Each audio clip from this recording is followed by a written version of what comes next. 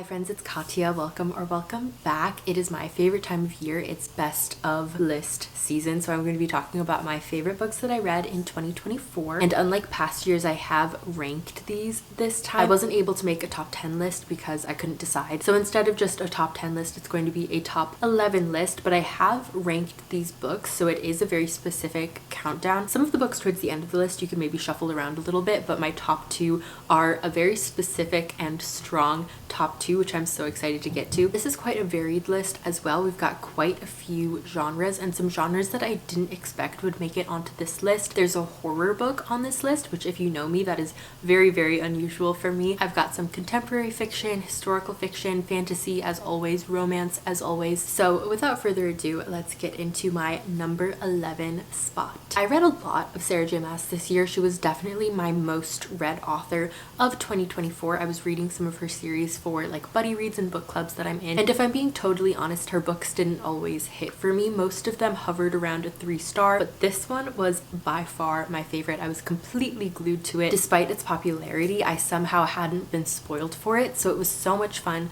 to experience. I felt completely swept away by it, and I just, like I said, really loved it. So my 11th spot is A Court of Mist and Fury by Sarah J Maas. This is the second book in the Court of Thorns and Roses series, and it was the high point of the series for me. Definitely my favorite within it. Probably my favorite Sarah J Maas book I've ever read, just period. I loved the way that the world opened up and expanded from that first book. I loved all of the new characters that we met. I found it really fast-paced and easy to read. I was so invested in it, and especially invested in the romance. I read it with my friend Chloe, and it was so much fun to read and discuss and experience together. And like I said, it was just fun, and that earned it my number 11 spot. Chain Gang All-Stars is a book that I've discussed a couple of times on this channel. This is a dystopian where we exist in this world where people can earn their way off of death row by competing in these televised death matches. And if you survive long enough within this tournament of duels to the death, you can earn your freedom. And I think the thing that really stuck with me about this book was that it felt so plausible. There were so many things within that world that were very much rooted in our own world, down to the footnotes that referenced like real life court cases that have happened in America. The footnotes in general were just very well done with the kinds of information they would give you, not only about like I said, referencing court cases and making the world really rooted in reality, but also every time a character would die in one of these death matches, there would be a footnote about their life. And I think it really humanized the characters, especially in an environment where people are dying so frequently that you become sort of like numb to it. And I found the book to be particularly thought-provoking and compelling in that theme of like how easily people can become dehumanized and how easily others can kind of accept these really horrible things if it's presented to them in a like normalized and entertaining way. And these are not necessarily new concepts or new themes in the world of dystopian fiction, but I thought they were very well done in this particular case. I think particularly because of its focus on prisons. I think that if I remembered the characters a little bit more, this book would be a lot higher on my ranking, but the characterization was lower on my like interest of this book as opposed to the writing and the world. Number 9 is a horror, which is very, very unusual for me. If you know me, I'm such a scaredy cat. This book I did not find to be scary. It's more unsettling and sad. This is Monstrilio, which follows a couple whose son passes away very young. Santiago is 11 when he dies, and his mother in her grief takes his lung and tries to nurse it into living again. Because of a folktale, she has this hope that if she cares for this lung, it will bring Santiago back to her. But instead of her son, a monster grows from this lung. As she feeds it, it grows sentient, it grows limbs and eyes, and the rest of the book follows 4 different acts. So it follows Magos, the mother, Joseph, I think is his name, her husband, Magos's best friend, and then Monstrilio himself. This is another very thought-provoking book, very haunting, one that kept me glued to the page because I wanted to know how Monstrilio would grow and develop and how different people viewed him, whether they viewed him as this dangerous monster who was attacking people, or if he was like a replacement for their dead son, or if he was like his own person altogether. How much of him was monster, how much of him was human. And I was particularly fascinated once we got his perspective. I just really liked it. I could see myself exploring this genre more in the new year. So if you have literary horror recommendations, I would love to hear them. My number 8 is another that was very unsettling and very dark. This is I Who Have Never Known Men by Jacqueline Hartman. To be honest, when I first finished the book, I never would have expected it to end up on my favorites of the year list, but it's one that has just really stuck with me, that I think about all the time, that I remember a lot of details about when there are other books that I read around the same time that I couldn't even tell you a character name. This book actually follows a character who does not have a name. She's the child, and she has grown up in this bunker with all of these other women, and they are imprisoned by these guards who don't speak to them, and they don't know why they're there or how long they've been there. The child in particular doesn't remember the outside world at all, and so the entirety of her life has been experienced within this bunker. And I think one of the really interesting things about it was learning about the world from the perspective of a person who has never experienced it before. I'm scared to say too much about this book because the discovery of it, I think, was such an important part of my reading experience. It's a really quick, short book. I want to say it's like 200 pages. I read it in a day, but it has really stuck with me. Number 7. This is one of 2 vampire books on this list. Vampires of El Norte by Isabel Cañas. If you are looking for books with yearning, this should be top of your list. There aren't enough books with really romantic yearning and pining anymore, and this had it in spades. We follow Nena and Nestor, best friends living in a small village in Mexico. Nena comes from a very wealthy family and Nestor does not, but they're still besties and on their way to falling in love when one night Nena is attacked by a monster we find out later is a vampire. Nestor is convinced that Nena has died, and he flees the village in grief and in guilt that he couldn't save her. However, 9 years later, he returns to the town. He's helping gather people to fight in the Mexican-American War, and he finds that Nena is alive, and she's really pissed off that he abandoned her. These characters have such a rich history and a rich friendship with one another, and yet they often have a really tricky time communicating because of their time apart and because of the people that they became apart from one another because of this really traumatic vampire attack that happened to them. And so although their miscommunication could sometimes be frustrating, I always found it to be really believable. There is also like a war and vampire attacks that are happening in this book, but the romance was the central pillar, like the most important thing about the story. And I was just, again, so invested in their relationship and in the very understandable hurdles that they both had in like becoming emotionally available for the other person. The writing was really beautiful, and I would definitely highly recommend if you're looking for like a gothic romance, and that earned it its number 7 spot on my list. Number 6 is a very short novella. This is a fairy tale retelling of Sleeping Beauty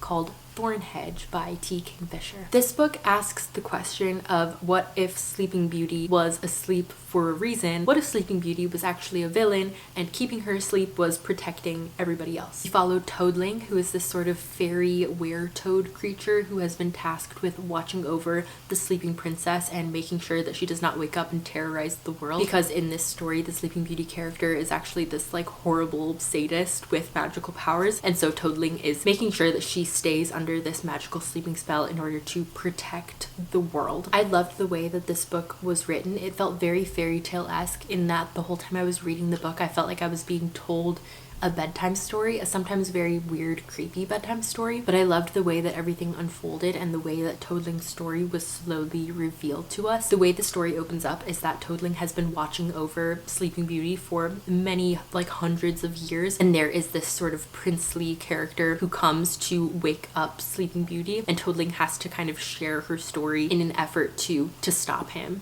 She's like, I don't care what you've been told about like the Sleeping Beauty story of the princess who has been wrongfully put to sleep by a fairy, but I promise you, like, please don't wake her up. And I also really liked from this like prince's perspective, trying to decide whether or not Toadling was lying to him. It added an interesting layer to the story, and again, one that has really stuck with me. Number 5 is a thriller, a very popular mystery thriller this year, The God of the Woods by Liz Moore. We follow a very wealthy summer camp in the Adirondacks. This is like a fancy summer camp that rich people get sent to, and many years ago the owners of the camp, the Van Laar family, sent their son Bear to the camp, and Bear disappeared. It's been probably 15 years since then, and they send their daughter Barbara, who they had after Bear disappeared or presumably passed away, and now Barbara has also disappeared. And so the book follows many different characters as we're trying to like weave this web of how these disappearances came to be, who is to blame, what other dark secrets the camp is hiding, what other dark secrets this like messed up rich family is hiding. And I found the whole thing to be really atmospheric and unexpected. It's very slow moving in the beginning as all of these different like threads are being placed, but by the end of the book things are moving very quickly. There were lots of reveals that I just felt completely floored by, not only in regards to the mystery but also just within the characters' lives themselves. I read it like end of summer into fall, like just as the weather started getting colder, and it was such the perfect book for that season. Other people might disagree with me, but I found the ending to be very satisfying and just ambiguous enough that I am still thinking about this story so many months later. Number 4 is Emily Henry's Funny Story. Emily Henry is an auto-buy author for me. I will read anything that she writes. However, I'm always nervous when she comes out with a new book that like now will be the time that I'm disappointed, and I'm always relieved when I'm not disappointed, which was the case with this book. This I think is probably my second favorite of any of her books. Nothing will dethrone People We Meet on Vacation, which is like just my favorite romance ever, but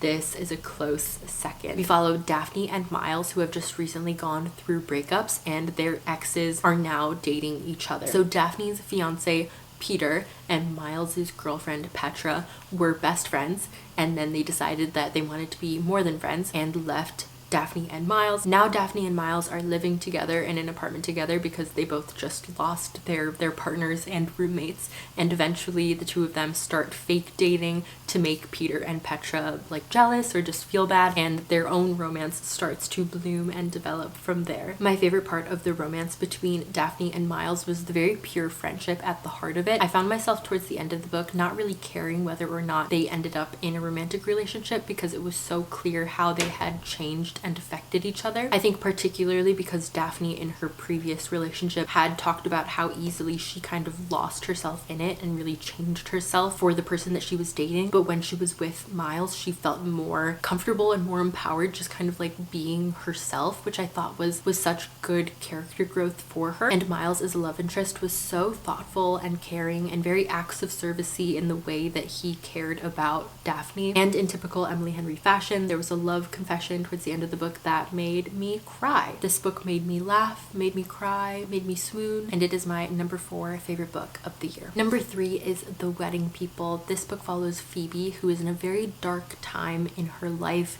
She was divorced about a year ago when her husband left her for her best friend.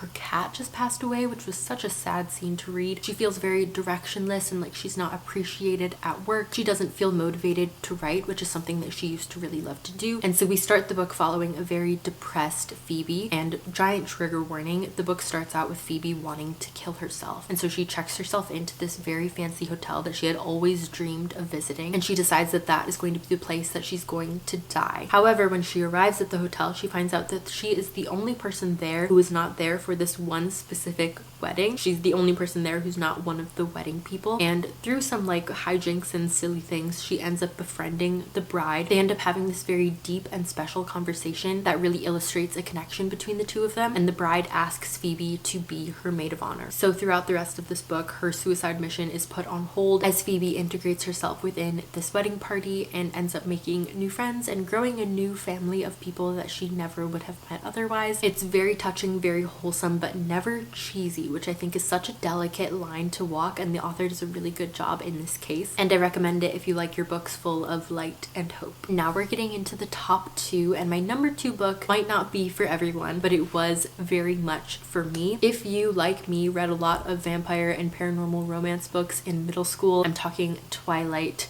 Shiver, Vampire Academy, House of Night, Paranormalcy, The Mediator, like all of these books really defined like my reading when I first started getting really into reading, and this book brought me right back to that place, and it is Bride by Ali Hazelwood. This book follows Misery and Lo. Misery is a vampire, Lo is a werewolf. They don't know each other, but they end up getting married in order to form an alliance between the vampires and the werewolves, because these two groups have historically like really hated each other to the point of like attacking and killing one another another and just having a lot of fear and distrust of the other group of people. So as Misery and Lo are learning more about one another and about vampires and about werewolves, the reader is finding out more as well. Not to mention that the romance between these two characters was so sweet, and I was incredibly invested in them ending up together. But then there were also all of these interesting like political things happening in the background and multiple reveals and twists that kept me really engaged in the story even beyond the romance. I thought the characters in this were so strong, not just the main couple but all of the side characters as well, and I'm crossing my fingers that Ali Hazelwood decides to write more books within this world. This book was so much fun, and as soon as it ended I kind of just wanted to go back to the beginning and read it again. My number one favorite book of the year was Betty